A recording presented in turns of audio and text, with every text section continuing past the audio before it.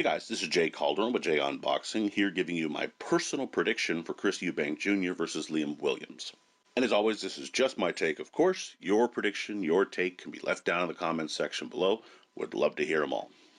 Got a little bit of fight info here. We have Eubank versus Williams. This is taking place at the MOTORPOINT Arena in Cardiff, Wales, airing live on Sky Sports on that side of the pond in the middleweight division. No title on the line. This is a solid domestic fight. I don't know if it's necessarily going to give us any indication as to how good the winner can do at middleweight, for example, but not every single fight's going to be that. Really, this fight was supposed to have happened in December anyway, so for the winner, it could have just been a nice springboard to a decent 2022, which is what I'm sort of looking at it for now here early in 2022. A decent domestic fight with two guys that seemingly don't really like each other, who have some spiteful punches, who come to fight most of the time, put in a good solid effort. It's not the worst fight in the world, and as a result of that, felt it was worth the breakdown, so let's get into it. So for Eubank to win, I think he needs to look to land the uppercut. That's a shot that can do really well, especially because Williams can lunge in at times. He can be a little over his front foot, and that uppercut is, of course, going to make fighters like that pay. It was a punch that Demetrius Andre made Williams pay for by landing in their fight, landing it several times consistently throughout that fight, especially in the early and middle rounds. Eubank has a very good uppercut. He can really pull that thing down from his shoelaces up to the opponent's chin. And if he can land that consistently on Williams, it'll of course work well for him and make him pay. I do think he needs to be careful of throwing it from too far out, which Eubank can do at times, but as long as he's careful not to do that, it's a shot that I think can bring him some success on the night. I'd also make sure to guide him to circle to his right. The power coming from Williams is coming from his right hand. Naturally, you don't want to swing into that, especially because Eubank can sometimes be a little bit lackadaisical with his defense. It's just one of those things that he does not worry about it all the times. He has a really solid chin. I've never really seen him buzz too badly, if at all. He's not, and he's fought all the way up at 168 pounds. He's not someone that worries so much about what he is going to catch because he just knows he can take a decent shot. On the other hand, against someone who's trying to hurt you, who doesn't like you, at middleweight, where, things get a little more serious in terms of punch power, that's just not something you can do all the time, and you're going to want to look to avoid it. So make sure you're circling to your right, make sure you're ducking under when you do happen to go to the left and switch your positioning. But for the most part, stay away from that right hand is the most obvious but most probably helpful thing I can say for his success on the night. I would also say win the battles of pace and distance, and this is going to be a key for both.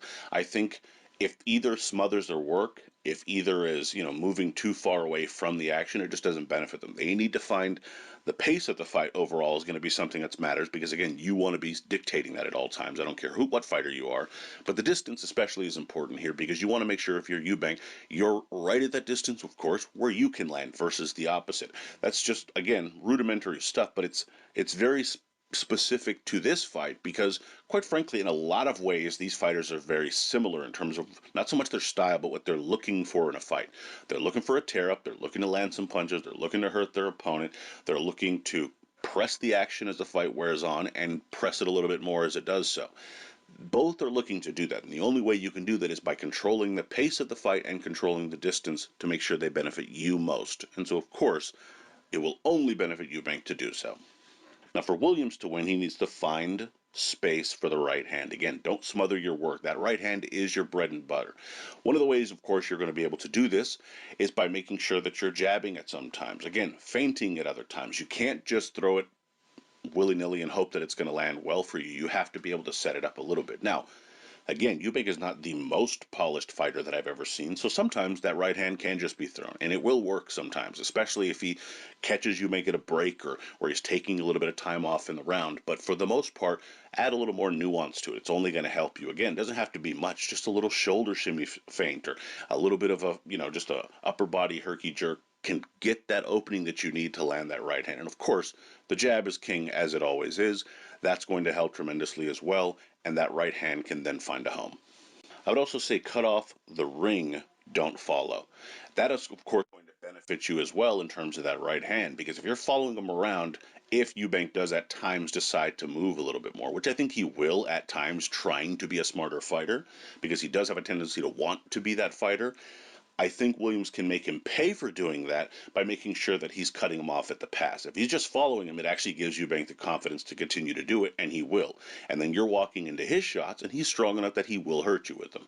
Instead, cut off the ring. Make sure you're cutting him off at the pass. That gives you a home for that right hand. That takes away what he wants to do, and of course gives you your best chance for success.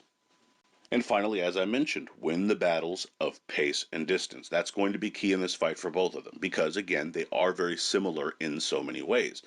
Not so much in style, though they do tend to be kind of, headhuntery, power punch types. But, Williams is a little bit slower, a little more methodical, a little more of a grind his gears kind of guy, whereas Eubank's a little more explosive, a little more athletic at times. So they do have a different style. That's not what I mean. What I'm saying is, mentality-wise, they are looking for the same real estate. They want to be in your face, dictating the pace, and throwing bombs. Again, even when Eubank tries to box and do these kind of, trickier, slicker things sometimes, he's still looking to land a power punch. And it's all to set up his power punches.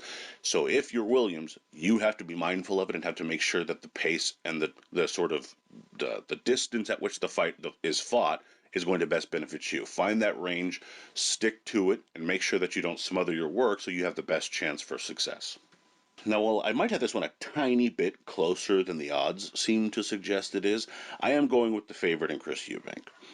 I think the overall work rate and chin will make the difference for Eubank on the night, and that's kind of why I'm going with them.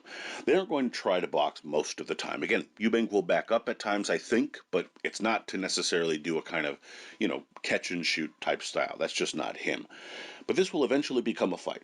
Williams may have a bit more power at times, perhaps, but his punches are a little more telegraphed at times and slower, and Eubank has more explosive power. He is a little faster and has a very solid ability to take a punch, as I mentioned. They both do, but I do think these kinds of exchanges will ultimately edge it out to Eubank. Is this again to say that Williams doesn't have an engine? Of course not. But if this one is to, if you have to pick one to fold under the power or the work rate, my guess is it will be Williams. It just happens to be what I believe will take place in this fight. Could be wrong here, but I expect Eubank to use single shots in the first few rounds before opening up more and having more of a trading war with Williams. Barring a cut, I do see both men finishing the fight, but I can see Williams having a harder time late as Eubank keeps pouring it on and winning the rounds. Eubank via solid, unanimous decision victory. Now, as I mentioned, the betting odds for this fight are Chris Eubank coming in at a minus 280 with Williams coming in at a plus 205. So not super, super wide, but, certainly there is a bit of a chasm there.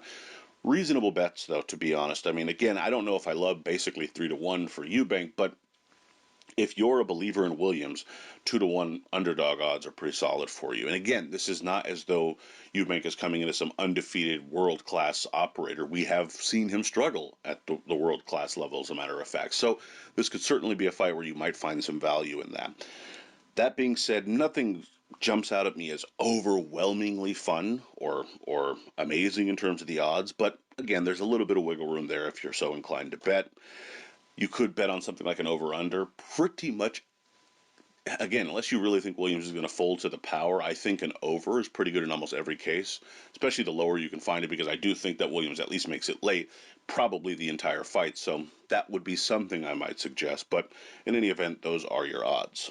And heading into the weekend, my prediction record is 3-0 with one exact. But let me know what you guys think down in the comments. We'd love to hear your thoughts, predictions, bets, so on and so forth. How pumped are you for this fight, especially any British fans that might be listening? What kind of fight and vibe are you getting? What kind of buzz are you getting from this domestic fight? It seems like it could be a fun one, especially because they don't seem to love each other and have exciting styles. Love to hear what you have to say about that. Please be sure to like, comment, share, subscribe, and follow me on Twitter at jcalderon_JOB, and you can email me at jagunboxing@gmail.com. Love to hear from you there. Also, be sure to check out jagunboxing.com for schedule, results, betting odds, rankings, and more. And as always, until next time.